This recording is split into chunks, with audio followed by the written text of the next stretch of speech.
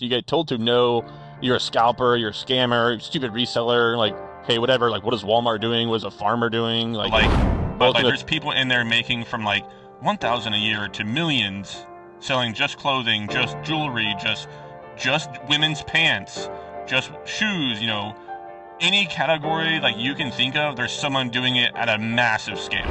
And she restores antique vintage pieces like dressers, cabinets, hutches, stuff like that, sands it, paints it, And just this month, I think she's sold over 10,000, which is pretty common for her now. I probably made like 5-10 grand off of that. It was just crazy. It was like, it still blew my mind. And bought something for $7 at a Walmart and sold it for $70 the same day. And I was like, okay, well maybe this is real. Maybe they're onto something here. And I went to.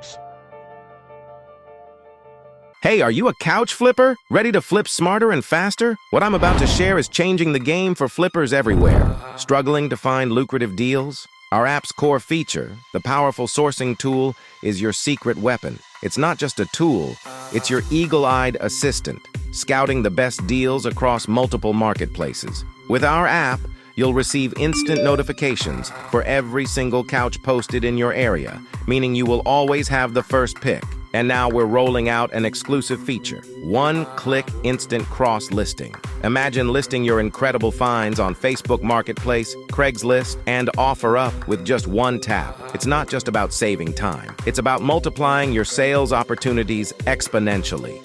Picture this. You snag a fantastic deal through our sourcing tool. With a flick of your finger, your listing is live on 3 major platforms. More eyes on your product means more sales, and that means more profits. And you're doing it all faster than ever before. Listen to Dario, a regular user who transformed his couch flipping business. My name is Dario Cortez from Cortez Furnishings, and flipping couches for about a year and 3 months now. Within the first week, we went from flipping 5 couches to 10 couches in like 3 days. This game-changing combination is available right now. Download Ivy Flip today and be among the first to experience the future of flipping. And here's the best part. You can try Ivy Flip for a week for free. Click the link in the description or search Ivy Flip on the iOS App Store or the Google Play Store. My favorite thing about traveling to Japan, the food. Oh, the sushi there. Oh man, there is a spot on close to Narita where like you fish your own. There's like a little fishery and you catch your own fish and then they make it in front of you. Mm-hmm. That was cool. Well, Narita in Tokyo. Or is yeah. I went there. The place where you they have like these fish tanks and you use a net, you scoop your fish. It was a cool experience, but I didn't like the fish dishes that they made so much. But I have a funny story. I was at a conveyor belt sushi place. I just arrived there with my buddy, and we had just been dreaming about eating sushi in Japan. And so we went to the conveyor belt sushi place, and we noticed everyone else maybe had like 4 or 5 plates off the conveyor belt. We each had like 20. Yeah. And we were so like sick because that amount of like raw fish, all of a sudden, we just weren't adjusted to it. But one thing was they had this like green powder, like just available next to you. And we're like, oh, this must be like real wasabi. And we had never seen like real wasabi before. And so we took the green powder and we put it in the soy sauce and we started dipping our fish in it. And then there was this Japanese Australian lady next to us, and she's like, guys, that's green tea. So they just, because they also have like the hot water spigot. Right. And you're supposed to make your own green tea, but we ended up making green tea soy sauce, dipping our sushi in it. I'd love to hear about this transition, maybe from, spending 4 years traveling, visiting 84 countries, into where you're at today, based in Portland, Oregon, making a living, flipping full-time, video games, couches, wooden furniture with your wife. Maybe you could tell our audience about that story. So let's see here. Go to the very beginning. When I moved back from Australia, this would be 2016 fall.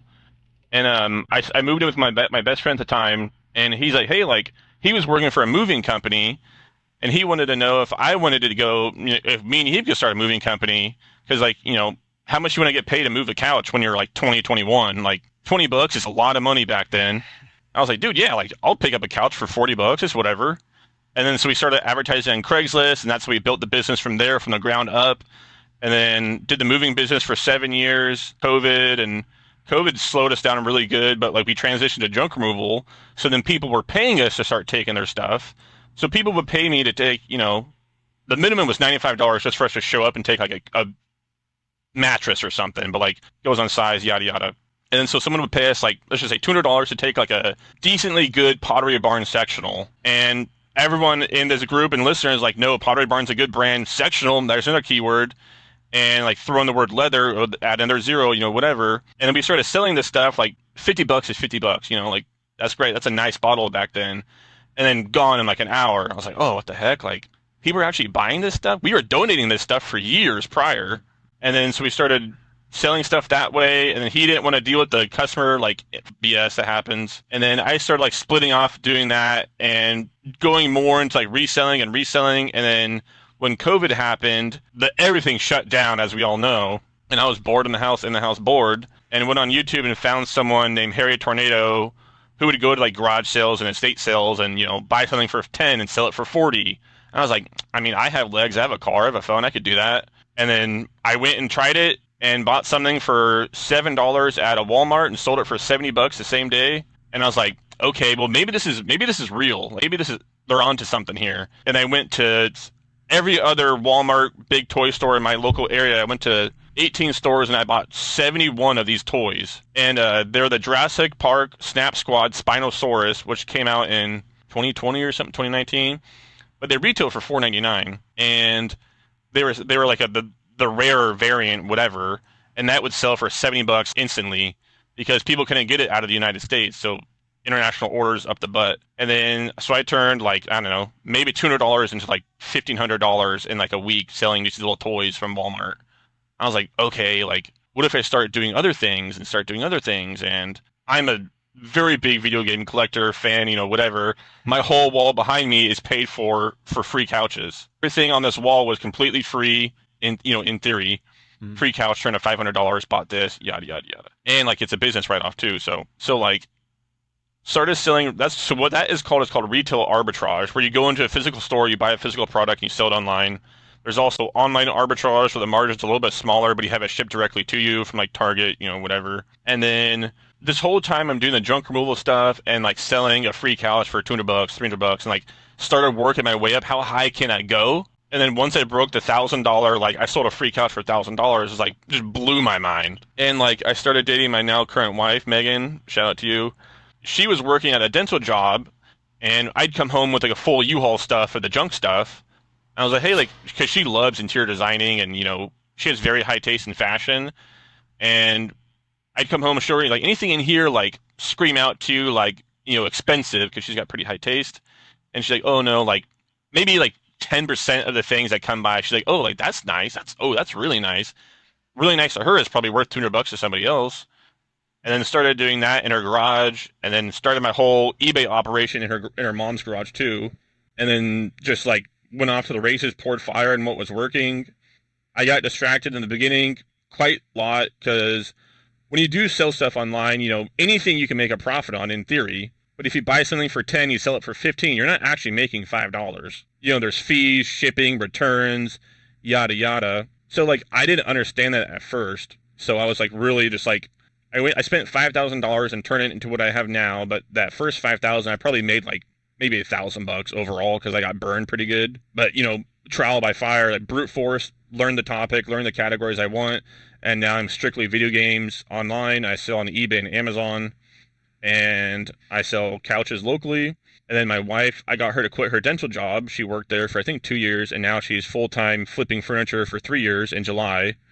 And she restores antique vintage pieces like dressers, cabinets, hutches, stuff like that, sands it, paints it, And just this month, I think she's sold over 10,000, which is pretty common for her now, which is crazy. She went from like a 4,000 a month job, absolutely hating it, to maybe working 20% of the time, quadrupling her money or whatever. Doing something that she's passionate about. Oh yeah, 100%. She's like a huge perfectionist. Like it has to be like glass smooth. And because she does that, we sell things for a lot because like there's a lot of time and effort and care into these pieces. And like I like saving things from going to the dump because like I own the junk removal company, so I was filling the landfill for years. And now like I can take back like 20-30% of it and resell it to grow my businesses, pay off my wife's student loan debt, pay off a car debt. I'm entirely debt free now because of reselling. I had maybe $25,000 debt from buying a stupid truck that I bought, and now everything's paid for, and so now everything I do is just snowballing. It's I amazing. wouldn't change it for the world. You know, one thing I've been thinking a lot about is the unique role that flippers play in this local logistics environment. What I mean by that is I saw a post in the No Nonsense group recently where they're talking about how luxury brands are building lower quality furniture. Yep. You see this all across the board. The quality in furniture has dropped off precipitously in the past like 10, 20 years. And it's sort of this like mass consumerist mindset that's driving it, because we've shifted from home ownership into tenancy as a country. So less homeowners, more renters. And renters tend to move more than homeowners switch houses. And so when you're moving out of a house and you don't want to bring your furniture because you're going far away or for whatever reason, there aren't a lot of good options available to you on how to get rid of these big bulky items. You can't just leave it in your apartment. Your landlord's going to charge you a disposal fee. Yep. You could try to just, haul it to the dumpster and leave it there, but you're not supposed to do that. And if you get caught, you're going to be charged a fee. And regardless, that creates a problem for the landlord. Someone's going to have to pay the fee. And if you want to, bring it with you, okay, now you got to pack it up, load it in your U-Haul, hire movers, or you have to hire a junk removal company. Minimum nowadays, we're talking $150 to remove a piece of junk. And then you can't even donate it, right? You can't even donate it for free because the nonprofit is going to charge you a haul away fee. And so people are inconvenienced by trying to move furniture around. And that's why a lot of them turn to Facebook Marketplace, just trying to recoup some value and mainly get it out of their house. It's a convenience thing for a lot of people. And, then they have to go on Facebook Marketplace and deal with like low ballers and haggle and then people who flake, etc. And then resellers, couch flippers, are uniquely positioned to solve this problem because they can reclaim the value that is still in that couch and make it available to the next person who wants to move in. And that person, instead of having to buy a cheap Wayfair couch or, some piece of junk off IKEA, some piece of junk off of Amazon, right? Because it ships in a box and it's like convenient to get to your house that way. They can get a piece of quality furniture that otherwise would have ended up in the dump. And only flippers are positioned to uniquely unlock this value in our society. No one else can do it. And it's solving actually a really big problem. And, big companies as well, they're not positioned to do this because big companies are about scale. And what that requires is centralized warehousing and distribution.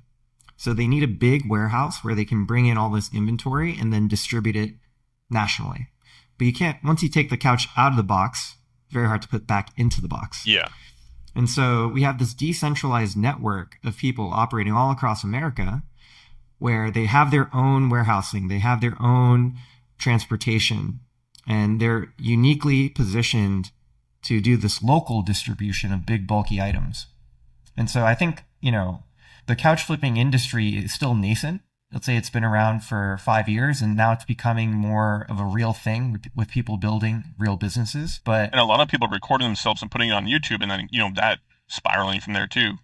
Absolutely. More and more people are getting into the game, and it solves such a big problem in our society. We're so wasteful with this furniture, a lot of it ending up in landfills for no reason. They're finding that value and reclaiming it and making it available to the next person who needs it. And it's good for the environment. It's, creating economic opportunity for these flippers. And overall, I think it's just a win for society. Yeah, 100%. Like, even in the world of clothing fashion, there's that Shein brand that's just like spitting out millions and millions and millions of clothing articles, and like people buy it for, someone's birthday and then return it or, throw it away, whatever. But like, there's people on eBay that I run in. I'm in other groups with tech and sports. It's called a Reseller Greatness group on Facebook. It's a paid group, but like there's people in there making from like 1,000 a year to millions, selling just clothing, just jewelry, just women's pants, just shoes, any category like you can think of, there's someone doing it at a massive scale. And like even for us, like even starting now to get a free couch and sell it for $100, that could $100 is a lot of money to someone who is maybe in a rent controlled apartment or whatever. Like that can change someone's life for sure. And like what we all do isn't a joke. Like granted, there is pieces we take and we go and get that are like immaculate, and we just stage and wham bam, thank you ma'am. But there's also a lot of the times where like the cat scratched it, or they moved it in the house and it ripped off the cushion, or whatever. And we all know how to fix that. And so we put in a little bit of elbow grease, and we're creating a service. So yes, we're going to charge you for this because nothing in life is free within reason. But like, there's no reason why anyone and everyone can't buy and sell something on their own. Like, I'm sure if you look in your junk drawer, you might have a, example. You might have like a TI-84 calculator. This is $50 all day long, even used, And there's people in entire businesses where they sell used calculators and they're doing hundreds and hundreds of thousands. There's so much money out there. Even like when people say the couch flipping market's saturated and there's like too much competition. No. There's so many buyers, and there's like locally to me, I can think of like maybe 10 off the top of my head that I know resell and do exactly what I do, maybe bigger, smaller, medium scale, but we're selling stuff all the time. Like I call them like, hey, my customer's looking for a yada yada. I don't have it. Do you? And they're, oh yeah, let me check, And we all help each other. Like that's what it's all about. Like maybe they have a couch that they can't sell for whatever reason, so you buy it off of them because your clientele likes that. We all work together, and it all, there's so much more of the pie that we can all share. Absolutely. And one thing I have been thinking about, well, not only are there more couches out there to be acquired, there's like, let's say maybe 5% of couches that get thrown away are being acquired by flippers right now. And that's because consumers don't know that they can flip their couch. They don't know that there's or don't want to. Or they don't want to. It's inconvenient. So there is 95% of supply that's still yet to be unlocked. And that only happens through the development of the industry. People knowing, hey, instead of throwing my couch away or figuring out what to do with it, there's a guy I can call. He's going to come pick it up, give me a little bit of money, and most importantly, take care of the inconvenience. Yeah. And beyond that, there's so many other things out there that you could be flipping. And one trend that I predict in the future for couch flippers is that they're going to start selling more things outside of couches. It just makes sense. I recommend it unless you can like massively scale, like what a couple people in the group do, like Dylan and Brad and Griffin and Michael and all these crazy $100,000, maybe $1 million plus couch flipping businesses where your niche is only couches and you're very, very good. And then you're using your app, Ivy Flip, to source instead of like a 30-mile radius to now like 100, 200-mile radius. And because if you drive 2-3 hours, like I already have a buyer in mind for that piece. So I know what it's going to sell for, yada, yada, because you've been doing it for so much. But if you're starting out and, you stay kind of local, and as you grow, you can expand. And even like what I do, like online, like I'm almost at the point where I'm entirely on Amazon. And once I do that, you can't see, but to the left of me is like 30, 40 racks of listed inventory. And then once I get on Amazon, all that stuff ships to Amazon and they ship and take care of it. And I just get a check. That's a whole different other ball game. And there's a lot more to that. That's called Fulfillment by Amazon, FBA, YouTube search it, tons of videos. Yeah. And this is really why I wanted you on the podcast is, on the podcast, what we're doing is taking these one-on-one conversations I was having with flippers. And what I realized is in every market, for every flipper, their secret sauce is a little bit different. There's no one right way of running a flipping business. And I would hear all these great ideas through these individual conversations. Like we need to get this information out there, right? Because one person's strategy might not work for you, but another person's strategy might work for you. And everyone has a little bit of a different take. And if we can get that information out, then people can listen and figure out how to apply these strategies to their business. And I think the reason why there aren't more couch flippers flipping different kinds of furnitures or flipping different things is because the business model has not been elucidated for them. So with I couch think flipping, that plus like I don't know how to pick up a dresser. I don't know how to like that thing's a lot heavier than typically a couch would be. So you most likely need help, or the person you're getting it from will help you. Most likely not. But like that's a whole like like too heavy. Skip, keep going. But like you'll go get a free couch, sell it for $200. Why won't you go get a free dresser and sell it for 1,000? If you know what exactly. you're looking for, yada yada. Exactly. They don't know what they're looking, they don't know what to look for, right? Whereas with couches, there's this community and there are these ongoing conversations about what's a good buy, what's not a good buy, how to process it, how to sell it. And so the information is out there. And so, it's de-risked for them to start couch flipping, but it's not de-risked for them in the same way to start flipping furniture, even though there is information out there about furniture flipping generally, which is a whole other conversation. Yeah. But if we were able to tell them what to look for, what is a good buy, and how to process this furniture, I think more people start stepping into that realm, which is really interesting. And when we got into the market of couch flipping, which was November 2022, a little bit over a year now, we looking for a way to create opportunities for people, because prior to starting Ivy Flip, the flipping software company, we're a financial technology company, and we were offering financial services to gig workers like Uber drivers, Lyft drivers, DoorDash delivery people, because a lot of those gig workers are unbanked, underbanked. They have no credit. They're credit invisible. So if they want something as simple as a loan, they can't get that through traditional finance. They have to go to like a payday lender or a pawn shop lender, which has extremely high interest It even rates. crossed my mind. Yeah. And, eventually we had to call it quits with that company. But we realized as we were working with these gig workers, we're not solving the problem, because we can offer you better interest rate on a loan. Yes. But when we look at your bank account, there's only $500 in there. And so we're like, we need to help people make money. And so we started researching different side hustles that exist. And we came across furniture flipping. One of our engineers was a carpenter as well and flipped some furniture. He's like, there's a market out there for furniture flipping. And what we noticed is that in the furniture world, it's mostly women. Yep. Yeah, it's mostly women. Interestingly enough, it's and they treat it more like a craft and a passion. And they're very mean. It depends on who you're talking to, but yeah, it can be very competitive, right? But they treat it more like a craft. So they take these broken down pieces of furniture, they refinish it, they refurbish it, they paint it, and they actually label themselves more as furniture artists than a furniture flipper. And then adjacent to that market was couch flippers. And couch flippers, in contrast, mostly men, like 98% men. And there is no artistry involved, really. Couch flippers are capitalists by and large, right? They're in it to make money. And so we decided to start with the couch flippers instead, because we talked to a couple of them and they had an immediate need that we thought we could solve. But these two things are so related. Flipping couches and flipping furniture. Like, you go to someone's house, they're selling a couch. Why are they selling that couch? They're probably moving. And if they're moving, they probably have a whole bunch of other furniture that they're trying to get rid of as well. And in one fell swoop, you could pick up a bunch of inventory that's relevant for your business and then make it accessible to the next person. Yeah, that's happened to me numerous times where my wife wanted to go pick up a dresser or cabinet or hutch or whatever it was. And I always ask, like, hey, like, you got video games? You never know. And like, we went to this, like, we drove like an hour away to go get this crazy rare piece of furniture. We sold it for $1,800. It was, I think, like $100 we bought it for. No, it was free.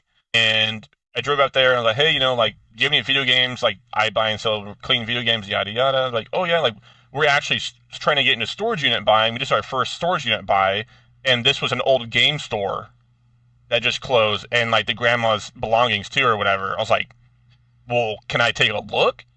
And they're like, oh, yeah, come on to the barn. There's a huge property, this big old barn, and inside of it was, like, a bunch of sealed PS1, PS2, original Xbox, N64, like, crazy expensive stuff. And I was like, oh yeah, this is pretty cool. And like, inside I'm like, oh my God, like, do I have enough money? Like, yada, yada. And I was like, well, what'd you pay for the unit? And like, oh, we paid $50. I was like, that's crazy. And their friend owned the local pawn shop or whatever. And they were going to take it to them. I was like, oh, like, what do you think he'd pay you? He's like, I don't know, maybe like $400. I was like, I'll give you $800 right now for everything. And they're like, okay, cool. Oh my God, dude. Like, I weird ass. I probably made like 5-10 grand off of that. It was just crazy. It was like it still blew my mind.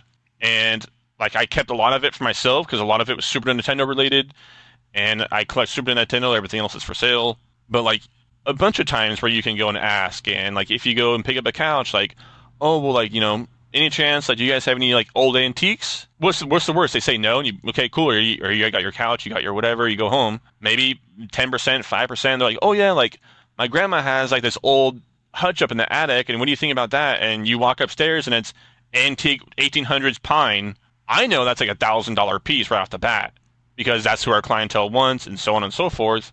But like if you don't expand, you don't have to go into furniture. You don't have to go into video games. You don't have to go into pants, whatever. Do what you want to do. Like that's what's so great about what we all do. Like I happen to love video games. I'm also a big fan of architecture and furniture design. Why not do both? And my wife's all about interior designing and having like antique, primitive farmhouse, mid-century type stuff because we know that stuff sells. If she likes it, someone else definitely likes it. So we can, double, triple, quadruple whatever we paid. And there's just opportunity everywhere. And like if you don't know how to look for it, you're not going to find it. If you know how to look for it and you keep asking, like maybe out of like 100 times I asked when we go pick up a dresser or a couch and you got video games, maybe like 2 or 3 people said yeah. And that one time was like a crazy home run. Everything else was like, oh, I got a PS1. Like, oh, I'll give you $10-15, whatever. Mm-hmm. Or, where's the other rare one? Like to the left of me, I'll get it real quick because this was on an ask. This was crazy. And not many people even know this existed. But this is the gold PS4 that was a Taco Bell exclusive. And like these were like given out if you win, you buy a bunch of chalupas and you trade in your points or whatever. That's a $600 console that I paid $30 for because like I was like, hey, you got games? They did, and like I didn't even know that was a thing. And like, oh yeah, I was like, oh yeah, that was crazy. But like, you miss other opportunity you don't take, and if you're taking a bunch of opportunities, you get told to no, you're a scalper, you're a scammer, stupid reseller. Like, hey, whatever. Like, what is Walmart doing? What is a farmer doing? Like, welcome to 2024 and the rest of the world. Every time it touches hands, the price goes up. Well, people just like to complain. Trash is another man's treasure, and that's the name of the game for flippers. And another, maybe trite phrase here is that closed mouths don't get fed. There's opportunity out there. You just have to know where to look. And so what percentage of your business right now, let's say between you and your wife, revenue coming in is from video games? What percentage is from couches? What percentage is from furniture? So furniture is 100% her. And I say for me, in the last 90 days, like full disclosure, eBay's done $31,000. And maybe furniture, like my couch stuff, maybe 6,000 to 9,000, somewhere around there. So like my couch stuff to me, it's just like listen and forget it. I'm not into boom, boom, boom, boom, boom, boom. Like I know I can, but like I don't really care. I get like a weird high shipping a video game. It's like very therapeutic to me. It's good for me. So I think to me, like video games is like 85% and couch is like 15% or like 80-20, somewhere around there. But like I have people in my other groups like, dude, like, why aren't you scaling your furniture stuff? Like, you're killing it. Like, stop doing video games and sell that. Like, why I'm not doing that is I don't know if I'm going to stay here. And like, we might move across the entire country to Florida. So like, why scale a massive operation and then move? Get locked into an industrial lease, whatever. Like, I don't want to do that at the moment. And where I'm at now, if I get to the point where all video games is strictly on Amazon, like I can be anywhere. So. Right. The business is more portable when you're dealing with shipping. And in the video game business, what percentage is coming from retail arbitrage versus online arbitrage? Let's see. For me, my model is different, but there is people out there, like shout out to my friend named Jack. He does like 1.5 million in video games alone a year. And he does like 600 plus a day in sale. Or like he's sending in to Amazon 600, 700 games a day. And each game he's making, anywhere from like $5 to $100 profit. But his model is just like, he's very, very fast. This is what he does. But he is strictly online. He only buys on eBay. It brings it to his house. He cleans it, puts some resurfacer machine, sends it in Amazon, wham, bam, thank you, ma'am. Me, I'm a lot local because I don't have what he has where he can sell on Amazon like Nintendo, Xbox, so on and so forth. And he's been doing it so long. But for me, like starting out new, on Amazon. You have to do. There's a lot more hoops. There's a lot more, paywalls you have to go through essentially. But for me, locally is probably like realistically like 90%. I buy big collections locally, and then clean it, process it, sell it for more online, and then maybe 10% comes from like the obscure online auctions that I win haphazardly, or like there's like a website called Gixin, and like you can type in your eBay item number, set your max price, forget it. If you get it, great. If don't, great. And so I have boxes come in the mail all the time, like, oh, cool. I didn't even know I bought that, whatever. And like the number that I'm bidding is, I know like that's my max I'm willing to pay, and I know my profit would be times 2, times 3. And you only get that through brute force knowledge. And there's tons of different programs, apps, calculators that tell you if you buy something for 5, you sell it for 8, are you actually making money? Sometimes you can, sometimes you can't. There's also the entire other category of reselling books on Amazon or eBay, or that's the multi-million-dollar business, who also have their own apps like Ivy Flip that are purely for books, and that's a whole different juggernaut of an empire as well. But like, you can make money doing everything. I imagine like a lot of this online arbitrage is fueled by technology, right? Like, because you have to get to the deals first, and if you're not using a program to do the sniping, etc., like you're just not going to win that deal. Everyone else is using a robot, so I can't beat someone who's buying at 0.000 left, because I cannot click that. Right. And I think this is where the couch flipping industry, the local bulky goods market, is going to head as well. People fault us for that, and they're like, Ivy Flip is introducing this technology, and now you need the technology in order to compete. But even before we came onto the scene, there were other people providing similar services. There are a number of other services popping up now that offer similar functionality. I think this is just a fact about markets that get more competitive. People want weapons to get a leg up on their competition. And so whether or not we provide it, it's going to be out there inevitably, right? How dare you, but someone else, they're okay. Like, just because you publicly announce it, you advertise, you whatever, why hate you? I'm going after my targeted audience, and other Joe Schmo is, in the bushes like, hey, psst, Yeah. And, we get the flack, but I'm okay with it at some level. And I like the competition too. I think, the fact that there are other service providers coming out now, they have cheaper offerings, whatever, that's a good thing for us. That means the market is expanding. I think there's more than enough to go around. And frankly, like, I like competition, right? Yeah, like, same. It pushes me to get better. And I think, last year, if we were resting on our laurels a little bit and figuring some stuff out for the business, like this year, we definitely came into 2024 with a renewed focus and a vision for where we need to go as a company. And I think just having other people in the game makes us more focused on achieving those goals. So there's nothing wrong with that. Now, a question for you is, how do you spot the opportunities with video games? Because with couches, for example, people know I pick up this big gray sectional for $200. It's a name brand, good condition. I can probably flip it for $1,000, right? And because they have that knowledge, they're willing to take that risk. But with video games, if you're just getting into it, how do you know like where your margin is? And do you have like a system? Yeah. So basically, anyone can open up on their phone, download the eBay app, because like no one can start on Amazon right off the bat, more or less. So you can go to eBay app. There's an eBay app, has a little camera icon. You can click the camera icon, and let's just grab, for example, right next to me is this PS4 Call of Duty Cold War. There's a UPC in the back, barcode, if you don't know what that means, and you scan it on eBay, and I can see it selling for $17 to $20 on average. So I know, because I know how math works and shipping, and your shipping's probably going to average out at like $5. And eBay takes, let's just say 15%. So $20 minus 15% because you pay fees on the entire order. So that's $3. Now you have 17. Shipping is now 5. Now you have 12. If you bought this for 3, you made $9. If you bought it for 5, you made 7. Once you know your numbers, like that's like the biggest benefit ever. Like for like the first year of me selling online, I had no idea what my buy cost was.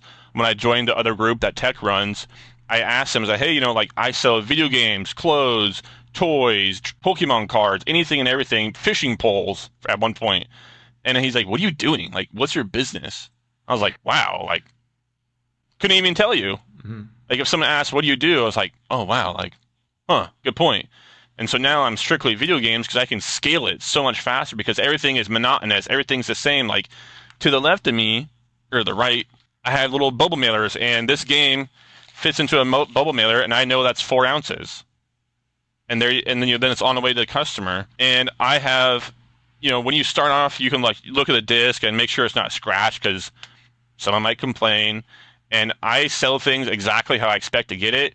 And it took me a long time, maybe like not even a long time, like 3 weeks of selling free furniture to upgrade my video game selling business. And I bought an Elm AutoSmart Resurfacer machine, which is I can take a super scratched up disc, put it into the machine, and it resurfaces it to like crispy, minty, mirror fresh, and now it works. So now that unlocks opportunity for me to go on eBay and buy broken video game lots of GameCube, PS1, and whatever. And for example, the most recent one I bought had maybe some people know, probably not, but on the PS2 there's Dragon Ball Z Budokai Tenkaichi 3.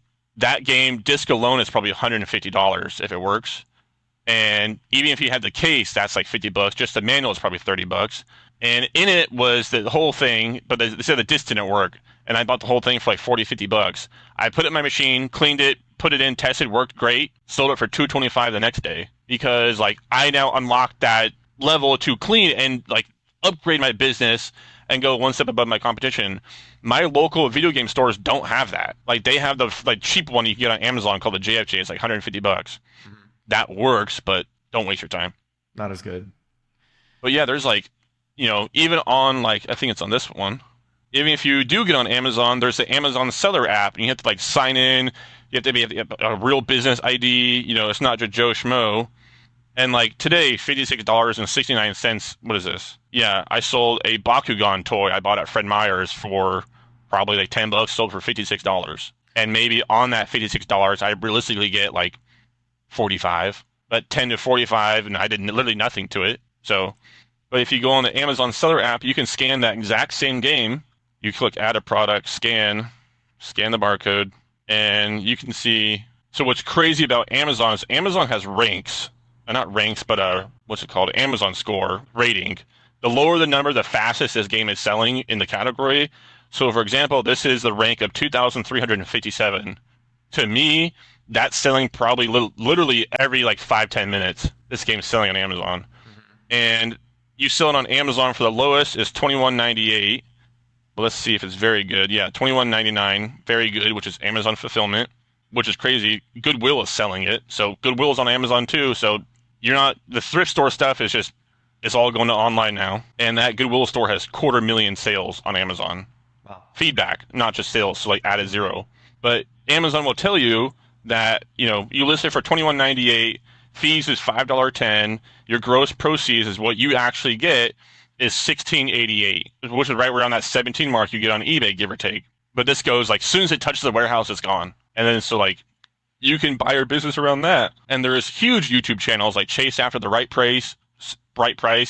Shout out to you. They also have a video game Discord. If you only want to sell video games or trading cards or slowly get into Amazon, there's like a bunch of different groups out there. Even my own YouTube channel, which is, I'll do a little shout out plug. I wrote it down right here.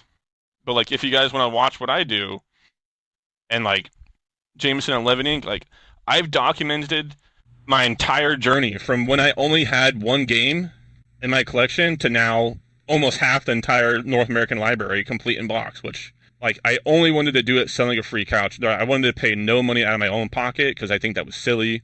And this is also investment. Like I probably put $10,000 into this in free couch money, and now it's worth like 30, 40.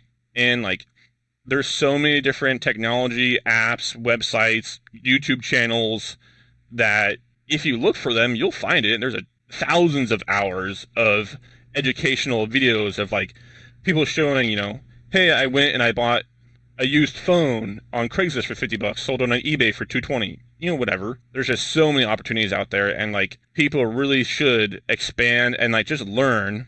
But you also want to be careful, like don't expand too far, because if you're like when I started, if you're selling a fishing pole, a microwave, a PS2 Spyro game, a GameCube, all that time is like sporadic because like it takes a long time to ship and box that safely versus a video game is like wham bam, put in a 10 seconds. And if you can sell 20, 30, 50 of these video games a day and your shipping time, like this morning, my shipping time for 39 items was $1,300 in gross sales. Shipping was probably $150. So what is that? $1,150 left. I probably spent $400 on it. So I made $750 this morning. Over the weekend in sales, I did nothing. Besides, I listed it, photographed, whatever. But like the faster you get and the faster you can focus on how much profit are you going to make per hour on this job or this investment, this couch flip. Like if you would go to like get a free couch for $0 and you can sell it for $500, but you have to put in like 10 hours of work. Probably not going to do it. Like I'm not going to clean cat pee and maybe sell it for $500. Like automatic no. Learning when to say no is also a huge power. Mm-hmm. Like that to me took me a long time to figure out. I was like, oh yeah, I'll fix that. Yeah, I'll do that. I sat in my garage, sat in my storage unit, whatever. And like now, like you can focus on like that square footage to me is worth maybe $10 a square foot or something because you can fit a crazy stuff on like a sectional designer couch on its end takes up like maybe 2 square feet, 3 square feet. That could be like $1,000 couch. Like yesterday we sold a couch for $900 that was free. And, that was on its end and that took up, probably 18 inches by 25 inches. So like maybe 4 square feet or whatever. But like if you can figure out what your business you want it to be and how you want to scale, like, I'll scale that way. Or, I need to get a warehouse, like having a theory on their feet for like showroom style. There's people in the no nonsense couch flipping group that do all this. There's people that do like private label brand deals. There's people that like buy semi-loads and depalletize it from B stock, et cetera, et cetera. There's so much opportunity. Absolutely. You just gotta find it. As you were talking, really emphasize the importance of having a process. Because if you sell everything and anything, you're not building a brand for yourself. You're just a reseller. You're not known for doing anything in particular. And then there are such a variety of cases that you have to handle, whether it's like packaging or procurement or your distribution generally. That's going to vary from item to item. And so it's important to have a focus. Now, when you're looking for a video game, it sounds like you want to make at least $10 gross profit. Ideally, you want to make $5. If it's like, for example, like a Call of Duty game, very, very cheap games nowadays, but like if I can buy it for $1 and sell it for $5, after fees, I get $5. I make $4. I know it'll be gone instantly. I will do it because I know it's going to sell so fast. Mm-hmm. The same thing, like if you went and got like a Pottery Barn couch for $100, sold it, you could sell it for $500 same day instantly, pretty quickly, depending on the condition, style, yada yada. And like there's so many like different nuances that take into account, like any Mario game, any Zelda game, you come across, they're going to sell very quickly because tons and tons of people know Mario, know Zelda. But, the more like obscure stuff, see if I have anything crazy in here. Probably not. But, there's a bunch of like just normal titles. Well, down here. Guitar Hero, Xbox, PS3, like everything has value. Maybe not much. But then again, like, if you look at what I really like doing, since I do so much in Super Nintendo, this is only Super Nintendo manuals. Like the little like booklet instructions that go inside the game. To, the untrained eye, you don't know what you're looking at. Let's see if I can find a crazy one. But like, here's one. This to you is just Secret of Evermore book. Whatever. I don't care. I know that's $20 or $30. And I buy it for like $1.30, $1.50 in bulk. But like, it takes a lot to get to there and just pure knowledge because I'm very much a Super Nintendo connoisseur and, know it all more or less. But like, if you only want to focus on, only Mario games, you can. You're going to pay a lot more though. Because if you, like, for example, Mario Kart Wii, what do you think that game's worth? $50? Yeah, about that. So like on eBay, they're like 30 to 40. On Amazon, they're as high as 80. So like your entire business could be buying from eBay sellers, selling it on Amazon and making $10, $15 a pop. Mm-hmm. Or you can go the obscure route and you can do console onlys, only handhelds, because handhelds are pretty easy. Like, an original Game Boy Color, these are tiny. You get a lot into a 16 cube box to send it to Amazon, and they sell for $90 to $100 all day long.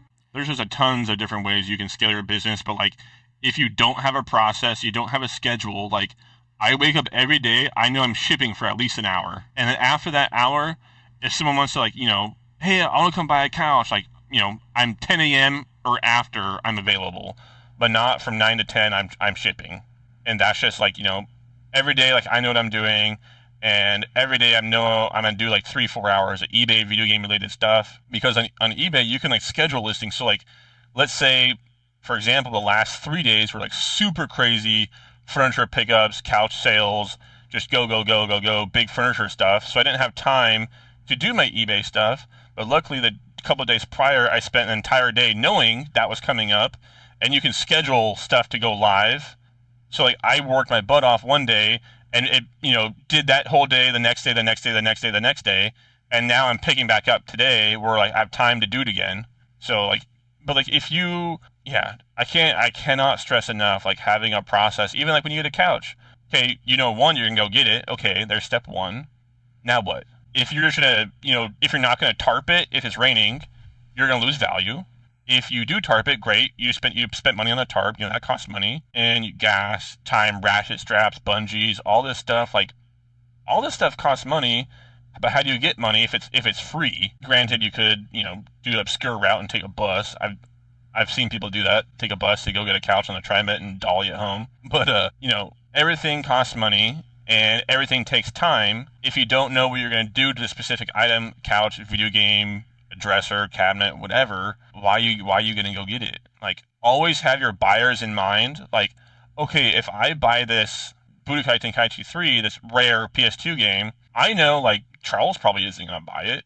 It's the obscure PS2 collector that, like, wants it in, like, perfect out of cellophane condition. I'll do that. I'll go the extra 5-10 minutes to do that, and I'll squeeze all the money out of it. Same thing, like, if you go get a couch. Like, if you go to a couch and, like, if you know how to like repair like loose stitching, or you take the Pionex like a commercial shaver thing and depill it, do all this extra work, because like if you spend 20 minutes shaving the depilling or whatever, you could charge them their $100. Or maybe someone won't buy it from you because like, oh, it looks like it's been sat in. Yes, obviously it's a used couch, but if you're not doing these extra steps without having your buyer in mind, you're shooting yourself in the foot ultimately. Like, you need to, as if you were going to go buy a couch. Like, if you weren't a couch flipper knowledgeable person, Facebook Marketplace, I want a brown sectional. And let's say Charles has one, I have one, and Joe has one. But Charles put in all the work and cleaned it and make it look spectacular. Joe didn't do anything, and I, made it look kind of okay. I didn't like clean it. I just like sprayed it with like cleaner spray, drill brushed it, and poorly took photos in my backyard. But Charles has like a whole warehouse, staging pictures, made it look pretty. You can charge a premium for that versus the guy on the bottom. The guy on the bottom is probably selling to the guy at the top, which happens to me all the time. I buy from local resellers all the time that don't want to clean it, or they quickly vacuum it, and that's that. $200, anything and everything. I've made thousands off that person because they want to put in the extra time and maybe do a little bit, or like they cleaned it so good and they only sold it for $200. And this happened like 2 months ago. I bought a couch for $200 and I sold it for $1,200. Did nothing. I took better pictures essentially, and like that's a product as well. Like your photo schedule, like you're taking a picture this way, that way, and everything's just uniform. There's no like, okay, well, what do I need to do today? Like, it's not complicated. Just have a system, and stick to it, and you can definitely grow. Yeah, that's a great piece of advice. Knowing your customer.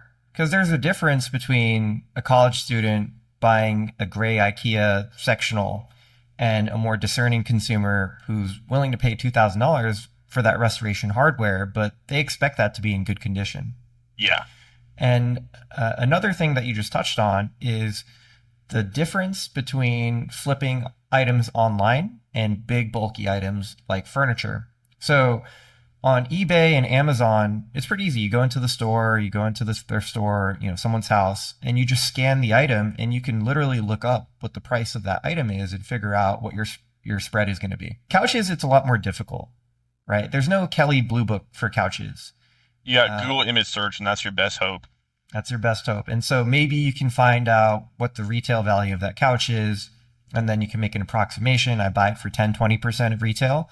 Maybe I can sell it for 40, 50% of retail. Those seem to be pretty consistent numbers for couch flipping. But at the end of the day, you're just guessing. And what we've seen is that there are flippers out there that buy used couches and sell it for more than retail. There are couch flippers that can buy a couch for free and sell it for 200 versus the next guy who's able to buy that same couch and flip it for 1,200. And so the arbitrage opportunity for couch flipping is pretty unique. It's because consumers don't understand what the value of these products are. The market is still nascent, right? So these metrics aren't as clearly defined. And over time, maybe this changes, right? Maybe there are better sources of information about what the price of a couch should be, and then prices become more normalized. But at the moment, it's kind of a land grab. Now, quickly, I would like to spend some time talking about the furniture business, because I think this is probably most adjacent to couch flipping. What are some types of furniture, like wood furniture, cabinets, dressers, that you guys have had a lot of success with, and you might recommend to couch flippers to consider incorporating into their business model? So right off the bat, like if you are flipping couches, you probably don't have a sander. You probably don't have a spray gun. So you have to take that into account. Like, do you want to go that route? There is money, but it's a lot of elbow grease to get that, to squeeze out that, polish that turd. And like, my wife's Instagram is at Miles_mercantile. You can see exactly what we're getting. And for example, we're slowly transitioning to this super high end, like true antique furniture where we just pick it up and take a picture. We do nothing. So that recently happened when, I think within the last, like this month for sure, we went there, it was on Facebook, and someone had an old pine bookshelf. For those that don't know, antique old English pine right now is big, like thousands and thousands of dollars. Look it up on First Dibs, look it up on Cherish. This stuff is not cheap. Like the feet alone are like $100 a pop. And like, someone put it up for $200. And we're like, oh yeah, we'll be there. What's your address? I want it now. And we secured the deal, and we're messaging them before we get there, like, hey, like, any chance you have more? You never know. They could say no. They could say yeah. Turns out this person was an antique dealer for 30 years. And she was the first antique store in my state before the big ones arrived. And she helped the big ones get to where they are now. And she's moving. She's very old. And so they're selling off everything besides the stuff they're keeping in their senior home. And so we went to their house, and massive house, and maybe it was like a $2.83 million house, and walked through her house, and just tons of immaculate architecture, and $1,300 from them. And we bought, would that be, a small little primitive wood bookcase that's like mounted to a wall that's maybe like 30 inches tall by like 18 by like 6. And we bought that for $175. That sold same day on Instagram for $495. The same person who bought that bought another thing we got from that same lady, which is an antique pine. It is the bottom of a hutch, and it had like a bunch of drawers and handles. And we sold that to the same person for $800, and we paid $275 for that. So we turned, what was that, $450 into like $1,200, $1,300 in like 2-3 hours of making it go live. Did nothing but take pictures, and we took that money and instantly we're in the green. And then so we took that, bought more, and you can just snowball from there. Once you can like get into that environment where you know what you're looking for, like we know what our buyers want, and we can get stuff and charge more for it. And yesterday we bought something on Facebook for $150.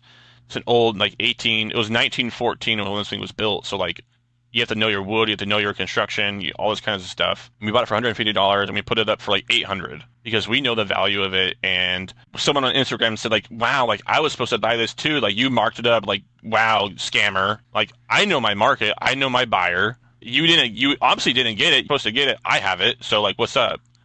That will happen in like any market. Like if you beat someone in couch flipping, and there's been tons of times where, I want to get a couch, but someone else beat me to it. I was like, oh, dude, hell yeah. Like, you got that? Like, nice. It doesn't matter. Like, why yell at them? There's no point. But, like, it's the name of the game. Getting into, like, furniture and doing the antique stuff, like, you have to know what's in demand. You have to know what you want to get. Like, if you don't know what your buyers want, like, you're gonna fail. You will drown. Mm-hmm. Because you can get a free dresser instantly. You can look on Facebook and, like, but you know what you're looking for? Just because it's a free dresser doesn't mean it's worth $900, $1,200, $1,400. Like learning that, like we probably spend like maybe 2-3 hours a day, like researching and, widening our brain. Like, oh, like, because you can look on Facebook, availability sold, type in dresser, couch. You can see what's selling. Oh, wow, like that sold for that. That's crazy. Now you know to look for that. Because now you have a data point, more or less. And like the really big thing, even in couches, mid-century modern. We all know that stuff sells like hotcakes. Reverse that, a mid-century modern dresser. If it's a high brand, like there is Broyhill couches and love seats and stuff, but you wouldn't think Broyhill made high-end designer mid-century pieces. They did.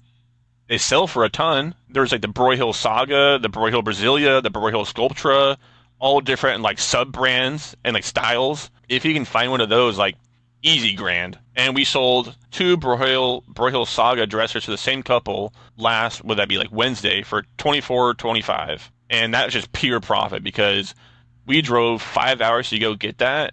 But we rented a U-Haul, and my whole buy cost was like $1,500, about $1,700. But we filled the U-Haul, and it's probably resale value about like 15 grand locally, conservative. And within like 2 hours, I sold one Broyhill Sculptra cabinet for $1,800 just because we knew what we were looking for. And instantly we're in the green now. Like, okay, phew, breathing room. Now, like, I'm firm on my prices. I don't have to negotiate. Like, I know this stuff will sell. And like, you have to like, depends on what your business model is. Like, are you after the instant nickel, or can you wait out for like, the slow dime? You could sell this stuff instantly for $500 today. But like, is that your business? I don't know. So even with like, if you go get like a high-end couch, like $6, you'll probably never find one. I mean, you could, but like you buy it for $200, you could sell it for $400 instantly, or you can sell it for $2,000 in like a month and a half, whatever. If you can hold out for that, I personally would, because that stuff's super rare. And another thing to think about is how fast can you replenish that same item, and that's how I price things as well. Like, I will never see that again, so I'm gonna price it to the moon. And let people, because you can always price high and go down. You can't price low and go up, because then you're a POS, blah blah blah. You're a scum. You just have to know your audience for sure. Do your research, like what we all have done. We've all gotten a bad couch. We've all gotten a bad, we lost money. We broke even. We took it a massive dump run. Like, just purged everything. Okay, I'm gonna start fresh. I'm only going after this. Once you have like a set number in mind. Like for me, I don't want anything that's going to sell for less than $400.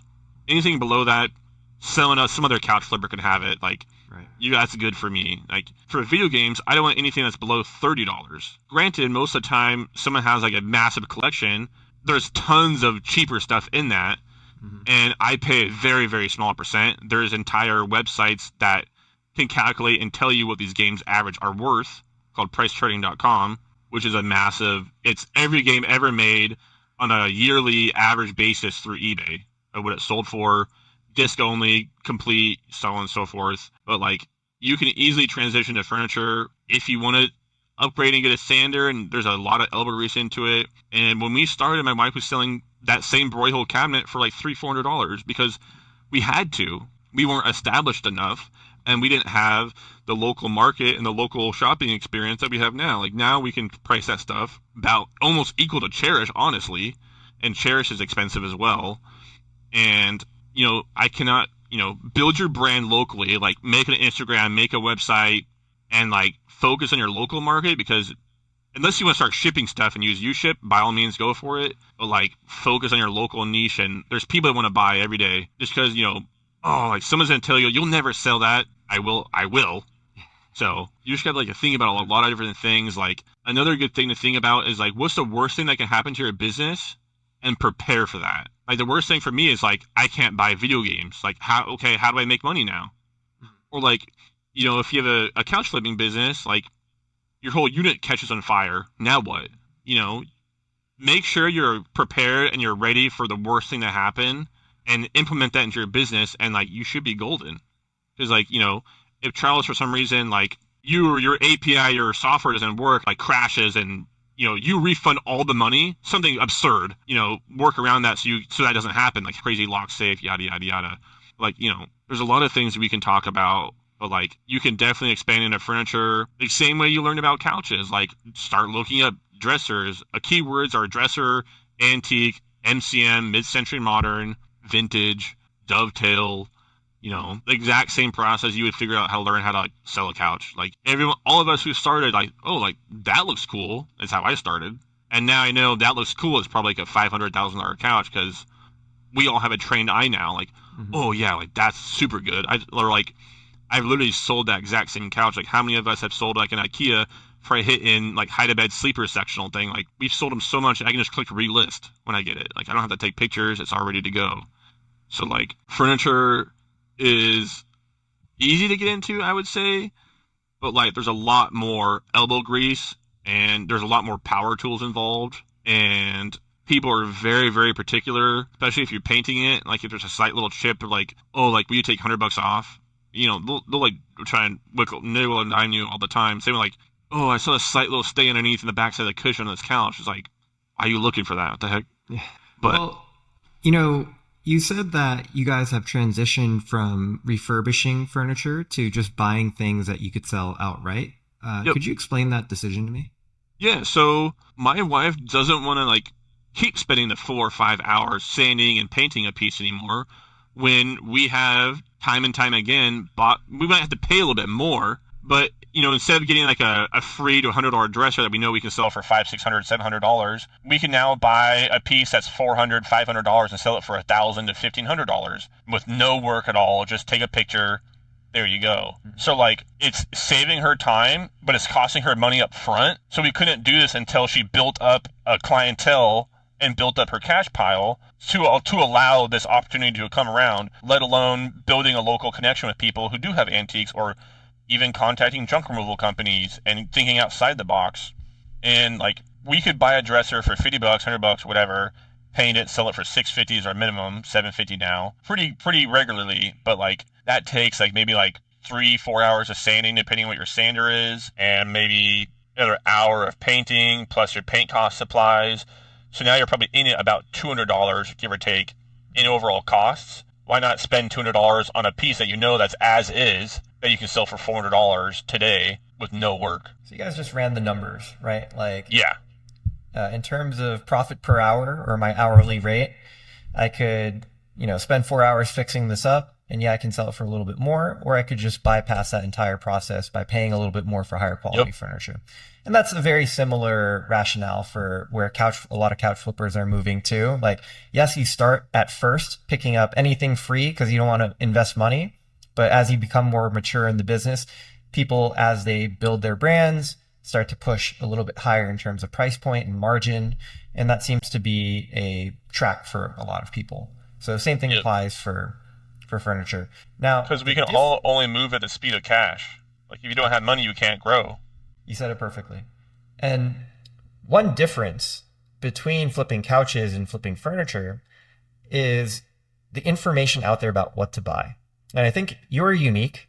You and your wife are unique in that you seem very data-driven and you're willing to take a risk, right? Like you said, you've had a storage unit, you've had to empty it out, you just took the L and you picked yourself back up and you moved on. But you're actually doing research.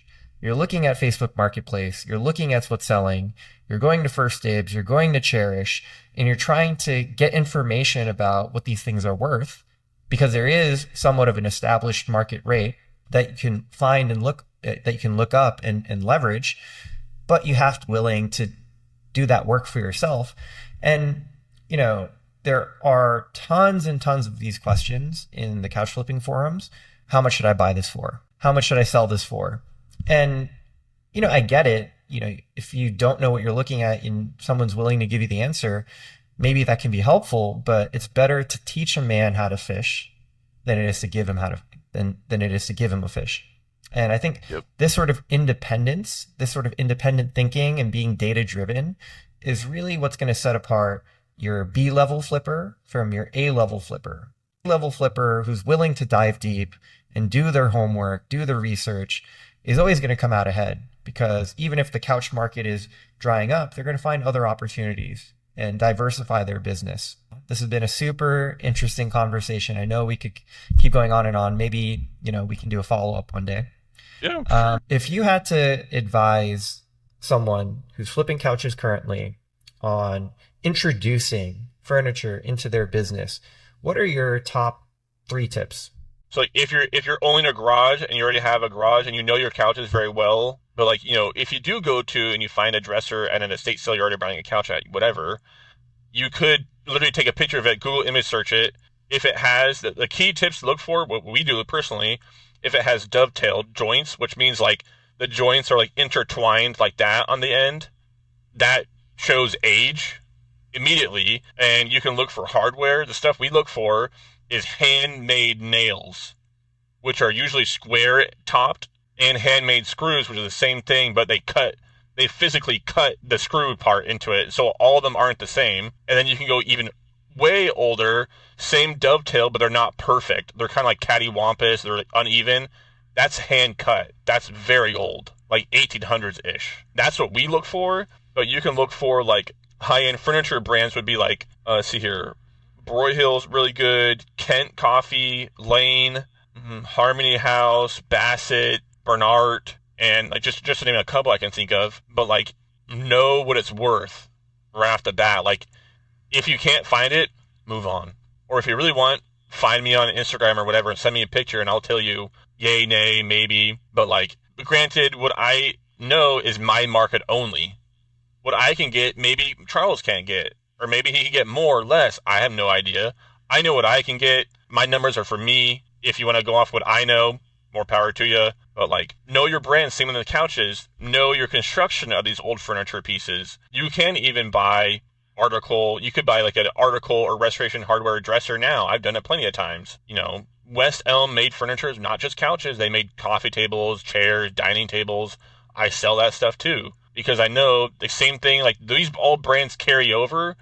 There's people out there that buy the entire house of West Elm restoration hardware, not just the couch. You can look at these websites and see what they're selling for, try and get 10%. Just get rid of it, just move it.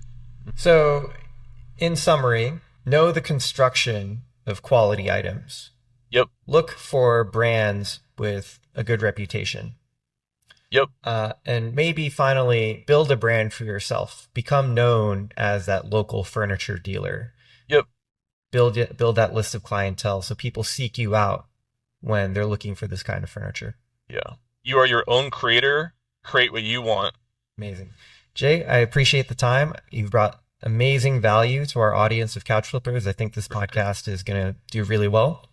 I appreciate you jumping on, and I look forward to future conversations together. You too, mate. All right. Peace.